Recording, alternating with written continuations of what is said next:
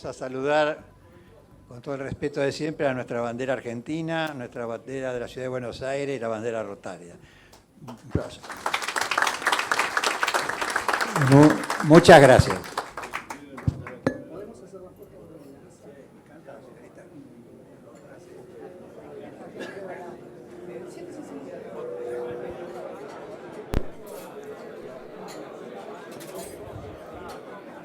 Señoras, invitados especiales, amigos rotarios.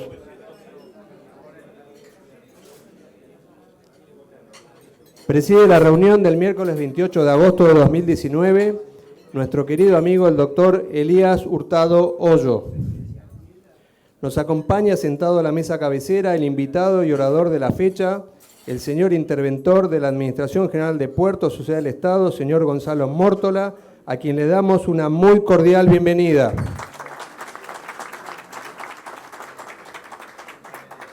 Lo acompañan el jefe de gabinete de la Subsecretaría de Puertos, Vías Navegables y Marina Mercante, señor Fernando Lauría, y la asesora Anabela Cuccini. Nos hablará en el marco del ciclo de conferencias que hemos denominado Hacer por la Argentina. Luego de su exposición será entrevistado por la coordinadora del ciclo, la señora Clara Mariño, quien también se encuentra sentada a esta mesa. Compartimos la mesa cabecera con los siguientes consocios, para quienes pido un fuerte aplauso al final de su mención: Eduardo Conesa, Mario Guaragna, Walter Ramírez Moyano, Roberto Planes y su hermano Sebastián.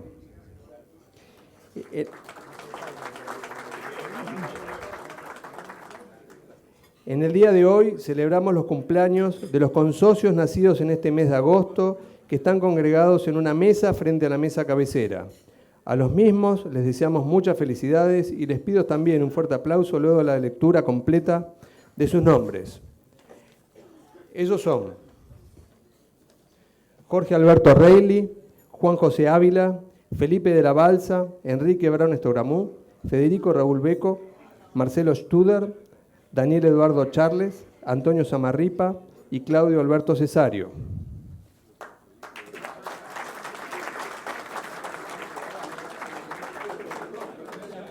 Al finalizar la reunión recibirán un libro gentileza de la editorial Penguin Random House. El próximo miércoles 4 de septiembre, y continuando con el ciclo de conferencias Hacer por la Argentina, ocupará nuestra tribuna el ministro de Economía bonaerense, señor Damián Bonari. Les recuerdo una vez más que el próximo 2 de septiembre a las 17:45, la legislatura de la Ciudad Autónoma de Buenos Aires hará un reconocimiento por el centenario del Rotary Club de Buenos Aires y por el del rotarismo argentino. Durante el mismo se distinguirá a los expresidentes del club de Adarva de Rotaract Club de Buenos Aires.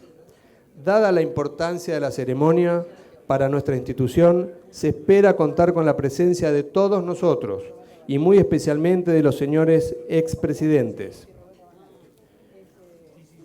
Nombraré seguidamente a los rotarios de nuestro país que nos visitan, para quienes pido un fuerte aplauso. Señor José Planas de Caballito.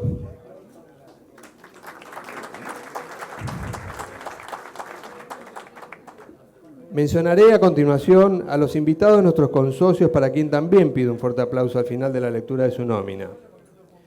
El señor Nicolás Cañete, invitado por el señor Roberto Planas. El señor Oscar Castor, invitado por el señor Eduardo Gallardo. El señor Luis Alberto Ricci, invitado por nuestro querido consocio Juan Javier Negri. Y el señor Roberto Morelo, invitado por nuestro consocio Enzo Grillo. A todos ellos les agradecemos por acompañarnos y le damos la bienvenida al Rotary Club de Buenos Aires.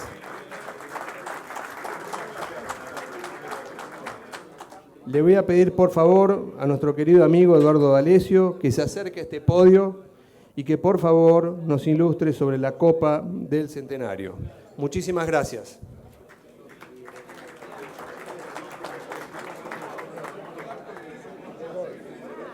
Gracias a todos. ¿Se oye bien? Es el mío, pero no voy a estar. Quería comentarles que el próximo 14 de agosto se correrá lo que se ha instaurado como la Copa... ¿Perdón? Sí, perdón, de septiembre. Empiezo de vuelta. El 14 de septiembre se corre la Copa ICA Centenario Rotary Club Buenos Aires, que se corre desde la sede San Fernando del Yacht Club Argentino hasta la isla Zárate, que es una isla del club que queda en Braga, o sea, en el río Paraná de Las Palmas, donde comienza el canal Mitre. Es una regata de regularidad para los que corren a motor y además también caravana, los que quieran acompañar. Y ahí se va a entregar al primero la Copa Centenario Rotary Club Buenos Aires. Todos aquellos que quieran participar navegando con sus embarcaciones o participando en alguna de las embarcaciones ya inscriptas, por favor lo avisan en Secretaría y vamos a procurar que todos puedan participar. Y agradecemos al Rotary Club Buenos Aires, en nombre del Yacht Club Argentino, el haber instaurado esta copa. Muchas gracias.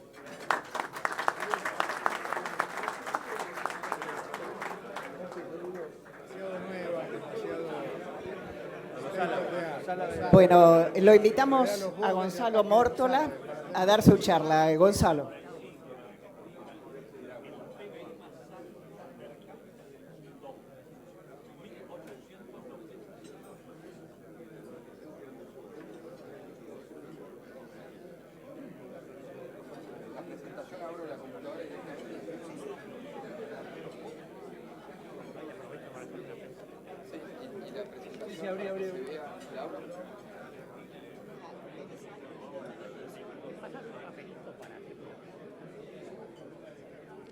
Yo lo manejo acá. Hacer preguntas. Parece que acá no hay cartel. Acá no.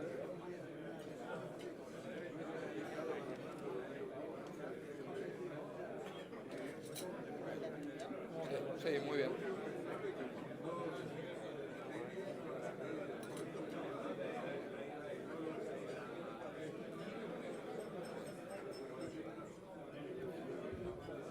Bueno, buenas tardes.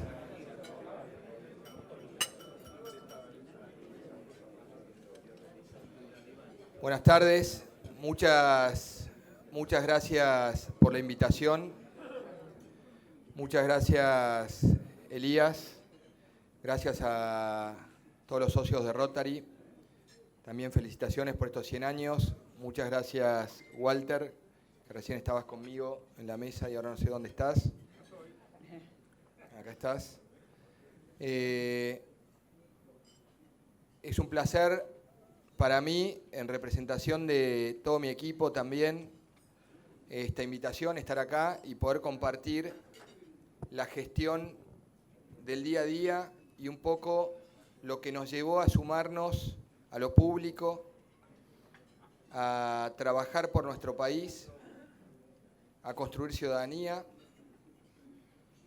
y, como decía Pueyrredón, a dejar esta gestión teniendo resuelto haberlo intentado todo, que no es menor. Voy a empezar a contarles cómo tomo primero personalmente la decisión de sumarme a lo público, siempre con una vocación social muy grande, viniendo de lo privado y por otro lado siendo un emprendedor de lo mío básicamente, pero siempre con esto de ayudar al otro y de impactar de la mayor forma posible sobre el otro. Muchas veces individualmente nosotros podemos ayudar a una familia que lo necesita, a 2, a 3 o a 10, dependiendo de los recursos que cada uno tiene, de los amigos que tiene para sumarse a esto. Desde una ONG uno puede impactar en cientos o en miles, pero el impacto que uno puede hacer desde lo público es a millones de personas. Uno puede cambiarle la realidad y la vida a millones de personas. Y no solo desde lo social, desde la economía de un país también. Esa parte la vamos a ver con el puerto. Pero eso es lo que me lleva en lo personal a sumarme a esto, a sumarme al gobierno del presidente Macri, en su momento jefe de gobierno. Y después lo que intenté también contagiarle al resto de mi equipo para que se sume a la labor pública. Acá podemos ver, yendo directamente a lo público, lo primero que hicimos fue hacernos cargo de una debacle que hubo, que fue el caso Joclender y Sueños Compartidos. Viviendas muy humildes, personas que vivían en el Riachuelo y que fueron mudadas a unas viviendas que gerenciaba el señor Joclender en la zona sur de la ciudad de Buenos Aires, en Soldati, y al cual las habían mudado en estas condiciones. Como ven, condiciones inhumanas. Esto es una verdad objetiva, es una verdad, también se los digo, sin banderas políticas, solo la verdad. Y a este lugar los habían mudado, y cuando me toca recorrer esto y veo que a las personas que habían mudado del Riachuelo, si bien se habían mudado a viviendas, pero no tenían un entorno para sus familias, para sus hijos, realmente no lo podíamos entender y empezamos a generar cambios trascendentales, hablando con la gente, escuchando las necesidades y entendiendo sobre todo, que creo que es un poco lo que nos faltó en estos años de gestión. No me voy a ir del tema, después lo voy a agarrar de nuevo, pero ¿qué es esto de que la felicidad está en lo cotidiano? La felicidad está en lo cotidiano, está en el día a día, está en lo diario, no está en lo excepcional. No somos solo felices cuando nos vamos a Playa del Carmen, o cuando nosotros y nuestras mujeres van de compras a Sogras en Miami, o a The Grove en Los Ángeles. Eso es lo excepcional, eso no es lo cotidiano. Lo cotidiano es el día a día. Y esta gente se mudó a este lugar, entonces empezamos a transformarlo y lo convertimos en esto, en lugares para que tengan su vida cotidiana y vivan esa vida de bienestar y de felicidad, y sus hijos puedan desarrollarse, con escuelas alrededor. Y generamos esta transformación para gente que había sido olvidada realmente. Si vemos un antes y un después, al lugar donde habían sido mudados, podemos ver esto, que son transformaciones tangibles y que impactaron en muchísimas familias. Acá vemos el cambio, bien profundo, real.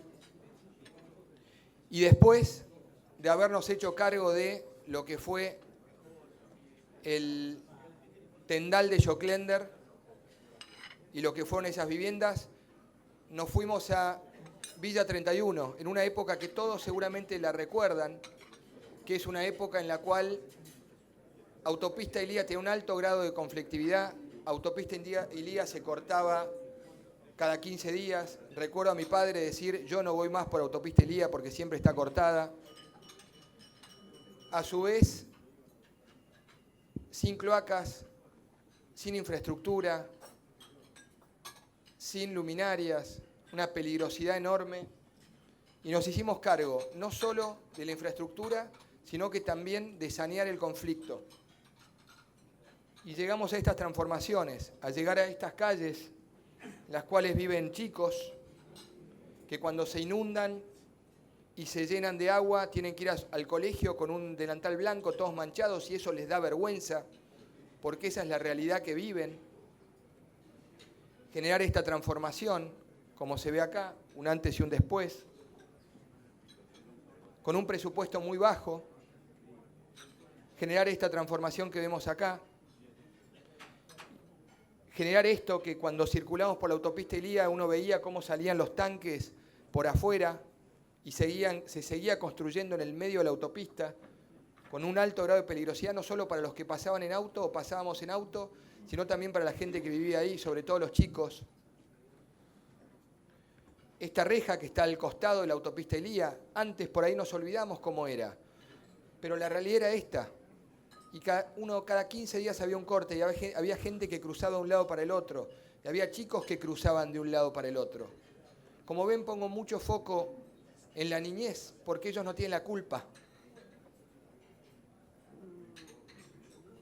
Las usurpaciones, que tuvimos que trabajar en terminar con las usurpaciones. Acá hay una que hubo que era Villa Nylon, al lado, pegados a la 31 y generando espacios deportivos. Y acá ya nos empezamos a acercar a lo que era el puerto, porque esas viviendas que se ven a mano derecha estaban construidas sobre las vías del ferrocarril Belgrano Cargas e impedían el ingreso del ferrocarril a Puerto Buenos Aires, al puerto más importante de la Argentina y uno de los más importantes el tercer puerto de la costa este de Sudamérica. Habían viviendas arriba y tuvimos que hacer un trabajo milimétrico para ir sacando vivienda por vivienda. Y en esa vivienda había desde familias hasta narcos. Y dimos esa batalla y liberamos el ferrocarril para que hoy entre el Belgrano Cargas al puerto. Y todo esto construyendo ciudadanía, explicando el por qué se hace. Y el resultado de 3 años de gestión en Villa 31 fueron 11 kilómetros lineales de infraestructura, 11 kilómetros de pavimento, de cloacas, de agua potable, de desagües, de luminaria, 5 patios de juegos, 6 canchas deportivas. Metimos el rugby en Villa 31 y las obras de interconectividad con la ciudad.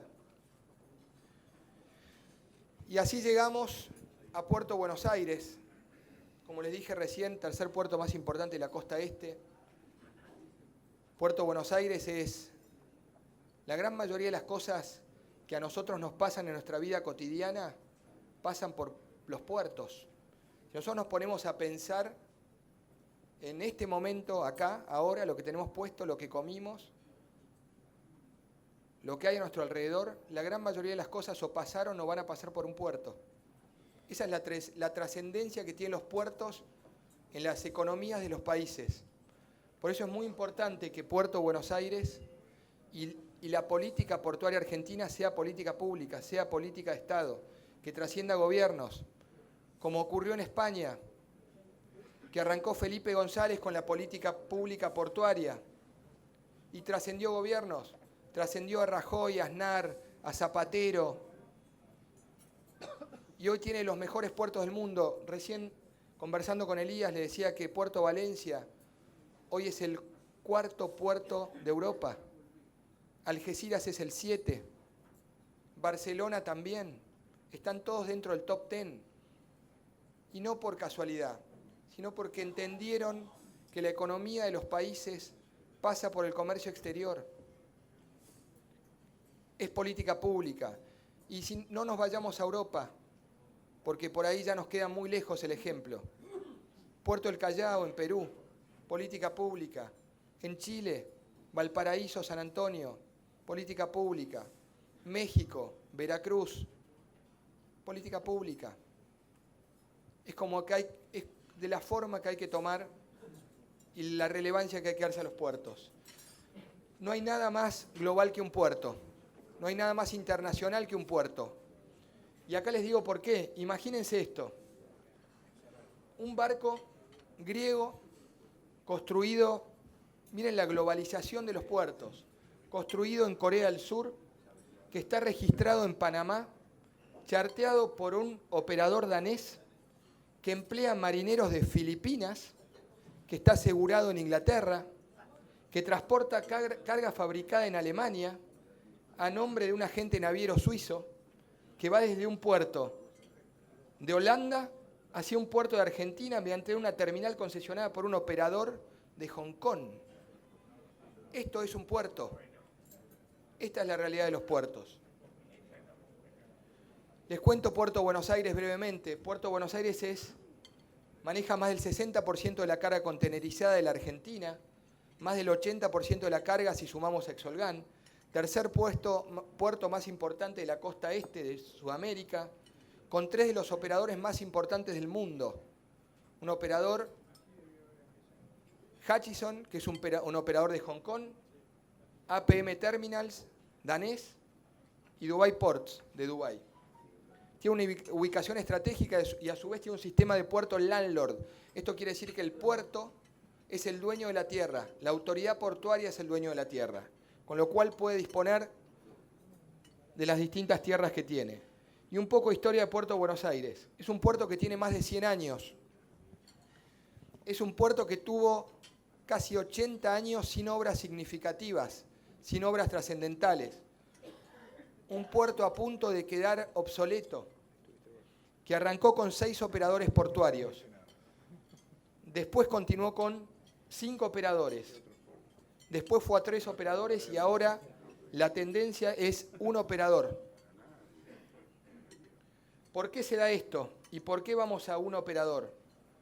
Porque cuando se genera el puerto no existía ni Zárate, no existía ni Tecplata en Puerto La Plata, ni existía la competencia en Dock Sud. Y por otro lado, porque la tendencia mundial es ir a menor cantidad de terminales. Muchas veces vamos a escuchar que como no hay 3 terminales y hay una, entonces no va a haber competencia o la carga no va a llegar. La carga no llega a los países de acuerdo a quién lo opere a ese puerto. La carga llega de acuerdo a lo que produce o necesita un Estado. Ahí llega la carga. Y un claro ejemplo es Veracruz, en México, que es operado por Hutchison. Y sin embargo, la carga de todas las navieras llega a Puerto Veracruz. ¿Qué hicimos en estos 3 años de gestión? Avanzamos en la bancarización de las operaciones. Antes todo era informal. Los recibos de sueldo prácticamente se hacían a mano. Cuando yo le preguntaba cómo podían convivir con esto, realmente no había una explicación clara. Regularizamos la empresa, los balances de la empresa, una empresa que está intervenida hace más de 30 años, con balances que no estaban regularizados desde 2005. Y lo hicimos, lo regularizamos, digitalizamos los procesos, giro de buques, esto de saber dónde está cada uno de los barcos en tiempo real. Se hacía en un pizarrón con imanes. Parecíamos del 1800 y a nadie le importaba. Una página de reclamos web, una aplicación para los celulares para que veamos en tiempo real qué pasa en Puerto Buenos Aires, cómo está la marea, qué barcos hay. Un Port Community System, lo mismo que tienen los puertos del mundo, y de nuevo no los puertos de Estados Unidos o de Europa, acá al lado, los puertos de Chile. Trámites a distancia, ERP, que es un sistema de gestión interno, y una ventanilla única de comercio exterior. Y todo esto lo hicimos porque tenemos la convicción de que los puertos son importantes y hay que cambiarlos, y había que cambiarlos. Y yo les puedo asegurar que no nos sobra nada. No teníamos ni más ni menos conocimiento que otro, pero sí tenemos la enorme convicción de la importancia que tienen los puertos y que hay que generar este cambio profundo. Y avanzamos en rellenos de las terminales para generar nuevos espacios logísticos y un cerramiento del relleno de las dársenas, nuevo acceso ferroviario, esto que les comenté del Belgrano Cargas. El Paseo del Bajo, porque muchas veces cuando uno escucha el fundamento para mudar el puerto de Buenos Aires, una discusión que se da hace años, era la gran cantidad de camiones que había en el entorno del puerto de Buenos Aires. Eso no pasa más, porque se hicieron las obras que se tenían que hacer, porque se hizo el Paseo del Bajo. El Paseo del Bajo es una autopista de tránsito pesado que comunica los puertos de norte a sur. Una zona de apoyo portuaria. Bajamos costos. El dragado de Puerto Buenos Aires, que recién conversábamos también en la mesa. Buenos Aires es un puerto que necesita ser dragado permanentemente, pero no es el único del mundo. Hamburgo tercer puerto de Europa, también necesita ser dragado todo el tiempo. Y un sistema de balizamiento muy importante. Avanzamos en la baja de costos. Para que tengan una idea y para ponerles ejemplos claros, en el año 2015 uno pagaba por una exportación $509, con todo tipo de sobrecargos, de sobrecostos y de costos distorsivos. Hoy se paga $198. ¿Quieren que les cuente algunos detalles de esto? De lo que nadie vio. Hacer la estiba de los ferrocarriles en la época del 2012 al 2015 costaba $4.650 bajar un vagón de un barco, con licitaciones en las cuales participaban solo dos o tres, y casi siempre ganaba el mismo, y de nuevo cobraba $4.650. Abrimos el mercado, abrimos las licitaciones. Hoy bajar un vagón de un barco cuesta $460. ¿Qué pasó? ¿Qué pasó en el medio? ¿Saben qué pasaba en Puerto Buenos Aires? ¿Cómo bajamos los costos? Eliminamos un recargo que se llamaba seguro TAP, que era básicamente una hoja 4 que en una mesa de 6 vivos se juntaron y dijeron, ¿qué podemos inventar para ganar más plata sin trabajar, para ir por el atajo? E inventaron un seguro que el costo era $10. Dijeron, si vendámoslo y que sea obligatorio. ¿Y cómo hacemos para que sea obligatorio? Y bueno, que haya aprete por parte de los gremios. Entonces, en vez de cobrarlo, que el costo sea $10 y venderlo a 12, dijeron, y vendámoslo a $88. $88 por 1.500.000 contenedores por año. $88 por 1.500.000 contenedores por año. Ese era el negocio, de 6 tipos, que repartían para todos lados. Y de manera extorsiva, si uno no tenía ese seguro, no sacaba ni entraba en los contenedores de Puerto Buenos Aires. Y ese es un caso. Y barrido y limpieza de contenedores. Barrido y limpieza de contenedores son también 5 o 6 vivos que se juntaron, dijeron vamos a Easy o a uno de estos que venden materiales de construcción, compraron estas máquinas hidrolavadoras, habrán comprado la mejor, que costará 10.000 pesos, una Karcher, no tengo ni idea. Estos invirtieron, porque habrán invertido unos 100.000 pesos. Y te cobraban $85 la limpieza y barrido de contenedores, que lo hacían en 20 segundos, por 1.500.000 contenedores. Acá deben haber generaciones de empresarios, de gente que decidió invertir en la Argentina, y estos vivos lo resolvieron en unas horas, en una mesa. Esto es lo que pasaba en la Argentina. O si no, esto de apostar al flujo de la carga. Un lugar donde los camiones esperaban y cobraban $16.50. Escuchen este ejemplo, y con esto termino y sigo avanzando. $16.50 para que los camiones entren o salgan de este lugar, con horarios, turnos restringidos. O sea, venía el camionero de Río Cuarto, de Tartagal, y llegaba un rato antes al turno y lo mandaban a esperar a Avenida Castillo. Claro, Avenida Castillo era un caos. $16.50 para la Impo y para la Expo. Dijimos, apostemos al flujo. La Administración General de Puertos con esto recaudaba $1.200.000. ¿Qué hicimos? Apostamos a la exportación. Entonces el costo ahora para la exportación es 0 y para la importación es $10. Y la Administración General de Puertos recauda $3.200.000. ¿Cómo lo explicamos? Y así podría seguir mucho, pero me están haciendo señas con el tiempo. El contexto mundial, ¿a dónde vamos con el Puerto de Buenos Aires? El contexto cambia, hoy existe la orientación, la integración vertical, esto quiere decir que las navieras se juntan con los operadores. Los barcos cada vez son más grandes, como conversábamos recién. Nuestro límite para el futuro Puerto de Buenos Aires es el mismo límite que estableció la nueva obra del Canal de Panamá, que son barcos de 366. Nuestro puerto es un puerto que no llega con toda la carga siempre.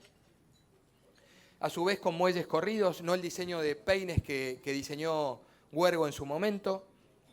Esto permite que operen más barcos. La integración del puerto con la ciudad. Somos porteños, pero le damos las espaldas al río. Es algo que no ocurre en Montevideo, que no ocurre en Mar del Plata. Nosotros sí. Empezar a vincular la ciudad con el puerto, que vivamos nuestro puerto, que lo sintamos, que sepamos lo que pasa en nuestro... Esto de lo que decía recién, nuestra vida cotidiana pasa por los puertos. Una nueva terminal de carga a desarrollarse, terminal de cruceros y un plan de modernización muy seductor para el inversor, porque no tiene etapas críticas, porque el que viene se hace cargo directamente del puerto, porque la inversión no es excesiva, con un cronograma que es política pública, que de nuevo va más allá de una elección o no elección, de un gobierno o no un gobierno, tiene una bandera bien clara que es celeste y blanca, y que hay que respetarla y que está en nosotros mantener la política pública, la política de Estado. No puse el ejemplo de la minería en Chile, pero es totalmente válido. Un puerto con nuevos beneficios, y esto es un poco con lo que voy a ir cerrando, con este concepto de que claramente sí se puede, y sí se puede avanzar, y sí podemos ser un país que trascienda. Este fue el primer diseño que tuvimos de Puerto Buenos Aires. Este fue un poco el sueño, la utopía, partiendo desde acá. Cuando nosotros mostrábamos que el proyecto nuevo de Puerto Buenos Aires era esto, nos miraban como locos, porque eran años de frustraciones, más de 12 años de frustraciones. Años de no querer hacer nada, no tener convicción para hacerlo. En esta Argentina mostrábamos este proyecto hace 3 años, partiendo de acá, y nos decían que estábamos locos. Y hoy estamos acá. Esta es la realidad de hoy. Estamos muy cerca del proyecto. Estamos muy cerca del lugar a donde vamos. Acá tiene el antes y el después. Acá tienen un antes cómo empezó esta gestión. Acá tienen la obra de relleno nueva, de la nueva terminal de Puerto Buenos Aires. Acá tiene el antes y el después. Y de nuevo, con esto termino un poco la presentación, gracias. Pero dejarles esta reflexión, que primero la felicidad está en lo cotidiano, no nos olvidemos de eso. No nos olvidemos que se hizo muchísimas cosas en estos años. Claramente en esto de la felicidad está en lo cotidiano y en haberle dado mucho énfasis a la infraestructura. Nos olvidamos de eso cotidiano, que tan importante es, y este golpe creo que nos ayudó a darnos cuenta. Y de nuevo, termino con esto de que yo les puedo asegurar que lo público te permite trascender, sobre todo en las futuras generaciones, en esos que nunca vamos a conocer a lo mejor, en nuestros hijos, en esas obras que son para siempre, y sobre todo en tener esta enorme satisfacción de, como decía Porredón de nuevo, saber que resolvimos haberlo entregado todo. Muchas gracias.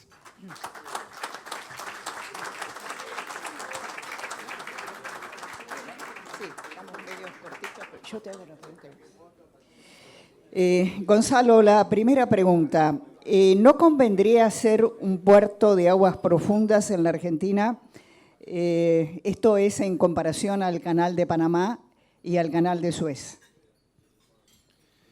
Bueno, recién yo comentaba, nuestro puerto es un puerto que hay que dragarlo permanentemente, como otros puertos del mundo. El desarrollo de un puerto de aguas profundas, primero que requiere muchísimos fondos. Esto es como cuando uno dice, deberíamos hacer 1000 kilómetros de vías o de ferrocarril, pero nadie nos dice que solo 1 kilómetro de ferrocarril cuesta $1,5 millones. Entonces, primero es cómo se fondea. Segundo, después tiene que ver con las áreas logísticas. Hoy los puertos en el mundo se piensan desde la tierra y no desde el agua.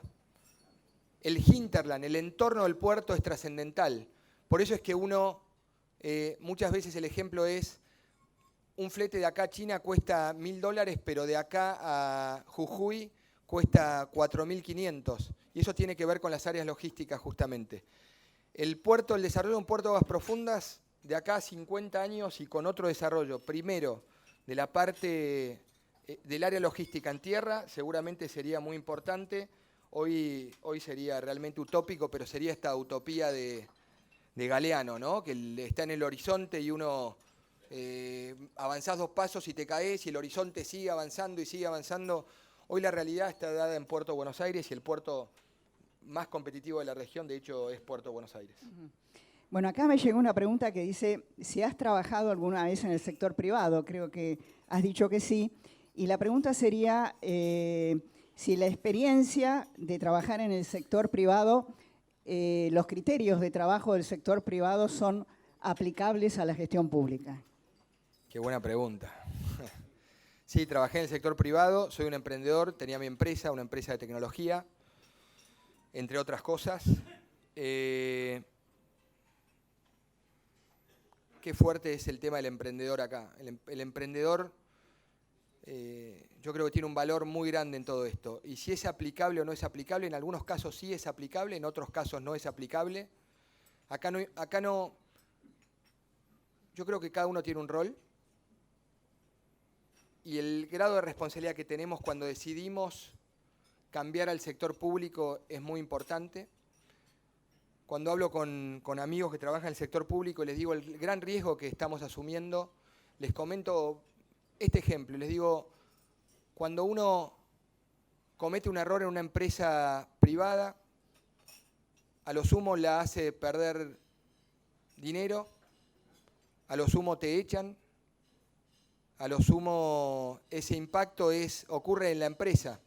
Cuando nosotros nos equivocamos, no solo que nuestro error impacta en millones de personas, salimos en todos los diarios y encima damos explicaciones en Comodoro Pi durante 10 años. Con lo cual, en algunos casos es comparable y en otros no lo es tanto desde mi óptica, puntualmente. Gonzalo, cuando ustedes llegaron,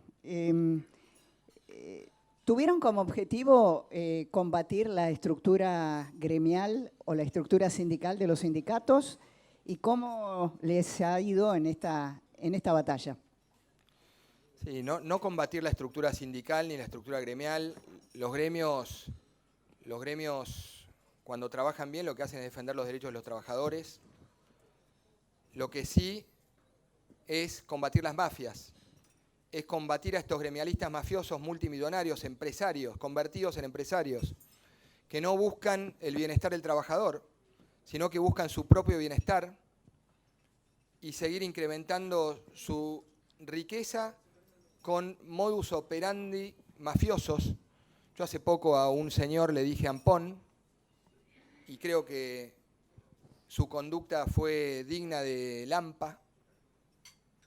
Y sí, claramente sí. Todo esto que les comentaba de este seguro con el que nos subían los costos a todos los argentinos, tiene que ver con estas conductas mafiosas. Yo mismo estuve en reuniones en las que me decían que si sacábamos este sistema de seguro, y me lo decía un secretario gremial, iba a haber una cola de camiones hasta el Obelisco, o se acercaban y me preguntaban por mi familia, y un día estaba almorzando en Puerto Madero y me dijeron que hace poco había aparecido un cuerpo tirado en uno de los canales. Y lo que hicimos fue ir a fondo. Y fuimos a fondo porque tuvimos el apoyo del presidente Macri y del ministro Dietrich. Sin ese apoyo hubiese sido imposible. Y la enorme convicción de que las batallas que estamos dando hay que darlas. El Caballo Suárez, Hermes Juárez ahora, y todo lo que vemos en el día a día. Sí, las dimos y las vamos a seguir dando sin lugar a dudas. Gonzalo, me queda tiempo para una sola pregunta, y es la siguiente. ¿El puerto de Buenos Aires debería pasar a la ciudad? Es una larga discusión de años. Es una muy buena discusión. Nosotros trabajamos mucho con la Ciudad de Buenos Aires. Mucho, todo el entorno portuario lo trabajamos con la Ciudad de Buenos Aires. Nada de lo que hicimos hubiese sido posible sin el trabajo en equipo con la ciudad. Y por otro lado, nosotros creemos que debería dividirse las partes. Una parte debería tenerla el Estado Nacional y la otra parte debería tenerla la Ciudad de Buenos Aires, como pasa en todos los puertos del mundo. Eso es lo que pasa en el mundo. No tenemos por qué ir en una corriente diferente. Y es muy bueno para el entorno, para sobre todo esto de amigar al ciudadano con el puerto y que el puerto deje de ser la baulera de la Argentina y que nosotros conozcamos el puerto también, lo que pasa en el puerto. Uno va a Amberes y vive el puerto. La gente está orgullosa de su puerto y sabe lo que pasa en el puerto. Ni hablar en Rotterdam, ni hablar en Valencia, ni hablar en Algeciras o en Valparaíso, que es una ciudad portuaria y compite ahí con San Antonio. Creo que tenemos que seguir trabajando juntos y si hay que hacer algo con paquete accionario, sí, dividir las acciones y trabajar juntos, sin dudas. Gonzalo Mórtola, muchísimas gracias. No, gracias a ustedes.